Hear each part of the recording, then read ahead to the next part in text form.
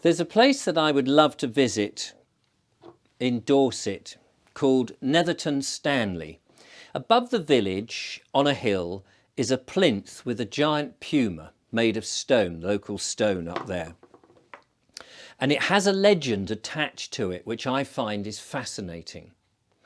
For the legend says that I think in the early part of the 1800s, there was a squire who was interested in collecting exotic plants, and he went abroad and brought these tropical plants back, which he kept in his garden. On one trip, he came back with a puma, a living, breathing puma, which he kept in a cage and would exercise in his yard at the back on a long chain. And when he wanted to bring the cat back into the cage, he would have this chain pulled in, winched in, I think, and so that the cat was forced back into the cage. Well, the villagers of Netherton Stanley were a little upset, shall we say, perturbed, and feared that this cat might escape and cause problems in the village. So the squire thought the best way to rectify this situation was to prove that the puma was actually quite benign, tame even. So he would allow people into his garden and they would look inside the cage and see the cat quietly sitting there. And he would even allow children to feed the cat through a special mechanism of one door opening, placing a bowl of food, whatever that would have consisted of, and then another door opening beyond after the first door had been shut. And this sort of quelled the villagers quite a bit, but there was still rumblings that it was a little bit out of the ordinary to have this cat. This troubled the squire, and eventually he figured the best way to really demonstrate that this cat, whilst a wild and dangerous animal overseas, over here was quite tame, was to invite a few dignitaries and to venture into the cage himself with some food, which he did. And the puma is said to have been reclining quite casually at one end of the cage when the squire entered through the door and placed the food down. But no sooner had he placed the food down did the cat leap up, brutally attack the squire, digging a claw right into his neck, causing fatal injuries, which he died of a few days later, and escaping through the door. Well, of course, you can imagine the bystanders there were absolutely terrified and unable to do anything other than pull out the poor body of the dying man. The cat escaped over the wall of the property and bounded into the heathland beyond. There was huge consternation from the villagers, as you can well believe, and it was demanded, in fact, that people went out with guns to try and track this animal because, of course, there was a lot of fear in the community. Gunmen did go out on horseback nervously in search of this cat, but they couldn't find it. It had seemed to have gone, and as the weeks went past, it seemed that the cat had left the area completely and had perhaps gone into another county. And so people started to relax and things began to get back to normal. That was until the peddler's death came about.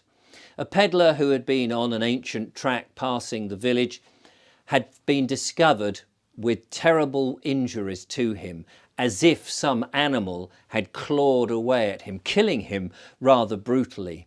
Of course, the villagers got very upset about this, and then the nerves came about. It was deemed that they still had to go back out and hunt for this killer animal. So more of the men from the village got together with their guns and off they went. And it took about a week before they actually managed to track down the puma and shoot it, killing it dead, and they brought it back. Well, there was a lot of disbelief that the animal was really dead.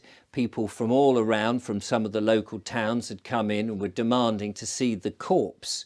So they decided to have the corpse taken to the local taxidermist and stuffed, where it was placed then in a large glass cabinet with a curtain around it. This was taken into the village hall and exhibited for several months so that people could come along and have a look at the gruesome sight of this horrible animal. And in fact, one of the other dignitaries, a landowner, decided not only that this was good for business, and built a stone plinth on the top of the hill with a depiction of the puma in the local stone up there, and it became known as the Netherton Cat. And there it stood for several years.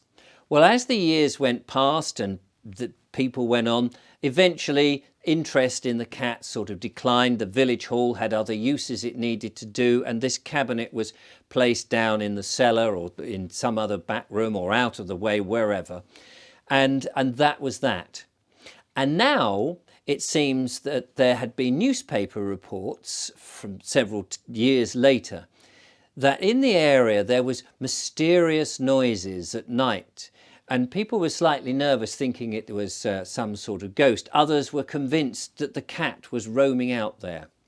And then there was the news report of a much loved shepherd who had been found in a ditch with the same sort of horrible, brutal injuries that the peddler had some several years earlier. He had been attacked and was covered in blood. And then another traveller passing by the village, who knew nothing of this, came running into the village with blood dripping on him, horrifying a lot of the women and the children. And when questioned, he was saying that a horrible black misty monster was out there onto the heathland and had attacked him. He survived, but he sort of had gone completely out of his mind. The villagers were getting more anxious, and somebody said, no, it can't be the cat, for the cat, the puma, is dead. We know that, we have it. And so somebody was then sent into the back room or the cellar or wherever this cabinet had been kept to bring it back out. He brought the cabinet back into the main village hall. The villagers gathered round to peer at it, and he pulled back the curtains, only to find that the glass had broken and the mummified remains of the puma had gone.